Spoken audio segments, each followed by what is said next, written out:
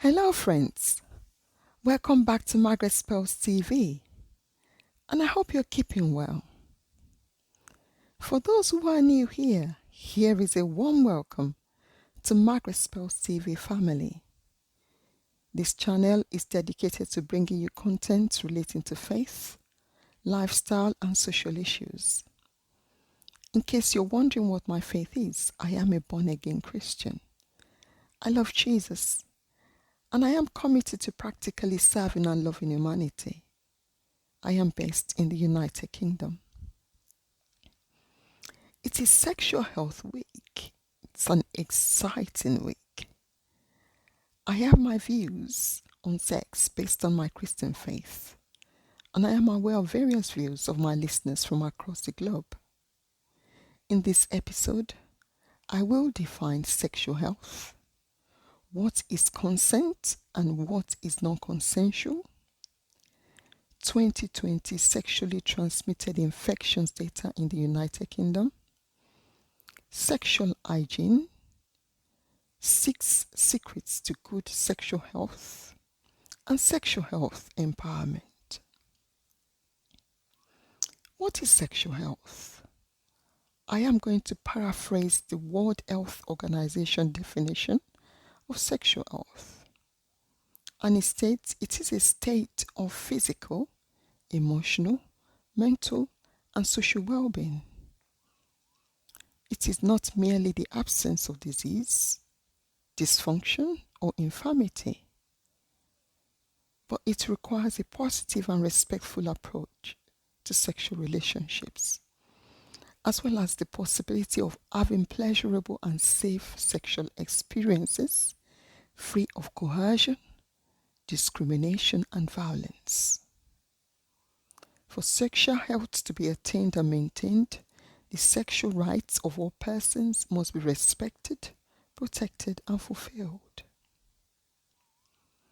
Our sexual health encompasses genitourinary medicine, sexually transmitted infections, also known as STIs, HIV, contraception, psychosexual medicine, abortion services, teenage pregnancy, and sexual and reproductive health. It is delivered in various settings, providing care across specialized services, as well as through primary and third sector organizations. Let's look at consent to sex. When it comes to sex and relationships, consent is still seen as a difficult issue. It is difficult to teach in the classroom, difficult to raise in the workplace, and even difficult to discuss in our own personal relationships. And we need to take ownership of consent through relationships and sex education. In England and Wales, the legal definition of consent is in Section 74 of the Sexual Offences Act 2003. It states that a person consents if he agrees by choice and has the freedom and capacity to make that choice. We all have the right to not agree to any type of sexual activity. We have the right to change our minds at any time or consent to doing one sexual thing with someone but not another. It is important to get consent. By the way, any form of sexual activity without consent is sexual violence. If someone says no to any type of sexual activity, they did not consent. If someone doesn't say no out loud, that does not necessarily mean that they have consented to sex. Also, if someone seems unsure, stays quiet, moves away, or doesn't respond, this is not consent. The inability to move or speak is a common reaction, so be careful. If someone is asleep, unconscious, drunk, or drugged, they cannot consent to any form of sexual activity. If someone is threatened, bullied, pressured, or manipulated into saying yes, this is not consent. If someone's not sure whether you are giving your consent for something sexual, they should check with you. If they can see or suspect you're not 100% comfortable or happy with what's happening between you, they should stop. It is imperative, and I repeat, imperative to obtain consent before any sexual activity. Now let us look at statistics of sexually transmitted infections, also known as STIs, in 2020, published by the Public Health England. These are the first figures to show the impact of COVID-19 rules on rates of STI, including its impact on sexual health services. The key statistics are 317,901 diagnoses of STIs were made in England in 2020. This is 32% overall drop from 2019. There is also 20% decrease in gonorrhea compared to 2019, with 57,084 diagnoses. There is 14% decrease in syphilis compared to 2019, with 6,926 diagnoses. There is 10% decrease in consultations at sexual health services compared to 2019, but the number of online consultations doubled to 1,062,157. There is also 25% decrease in sexual health screens in sexual health services compared to 2019. Finally, there is 30% decrease in chlamydia tests carried out among young people aged 15 to 24 years old compared to 2019. We can see drops in diagnosis of new infections, as well as a number of consultations and screenings, but an increase in online consultations. Now let's look at sexual hygiene, its importance, and how to do it.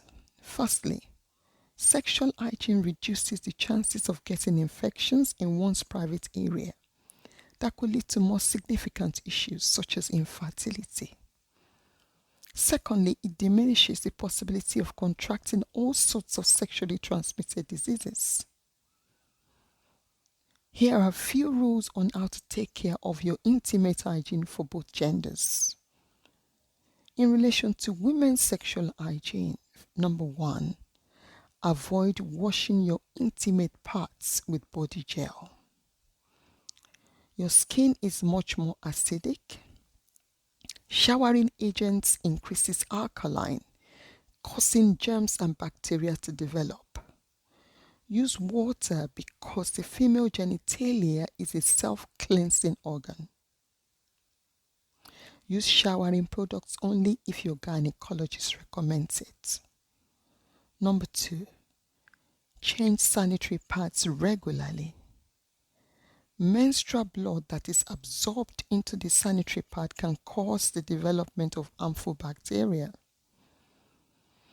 Pads made from natural materials are best used because they are not prone to bacterial overgrowth. Number 3, change tampons or menstrual cups frequently. Make sure to wash your hands before changing menstrual cups. When out and about, remember to take wet wipes or a bottle of water. Make sure to change them every 6 to 8 hours.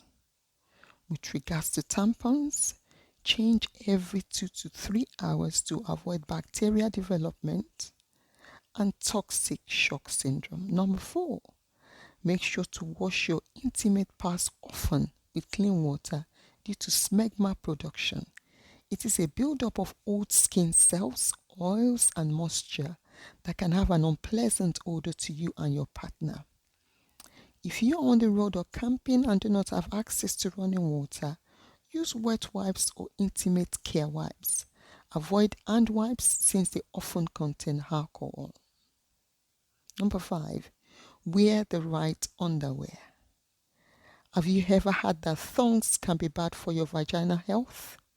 Thongs or G-strings of different shapes and colors indeed look very sexy and attractive, but they are not very hygienic.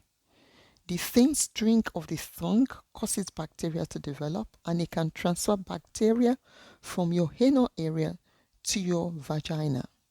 Try to use cotton panties more often so your vagina can breathe. Lastly, number 6, do a checkup every now and then. A regular checkup can save you from a lengthy medical treatment. If you notice any changes in and around your vagina, unusual discharge, a strange odor, itching, pelvic pain, or pain during intercourse, make sure to consult your doctor or gynecologist. Now let us look at men's sexual hygiene. Number 1, penis washing. Men also have to take care of their sexual hygiene if they want to take care of their health and their sex life. Between the foreskin and the penis, there is smegma as well. If you don't clean it, it can produce an unpleasant odor. Number 2, do regular checkups. We enlisted more sexual hygiene rules for women since they have an extremely sensitive genitalia area. Nonetheless, there's one more rule for the guys. Except for washing up, you have to regularly check the condition of your testicles after daily intimate hygiene. If you see any change in size or notice any patches or growth, those are possible symptoms of an STD or testicular condition.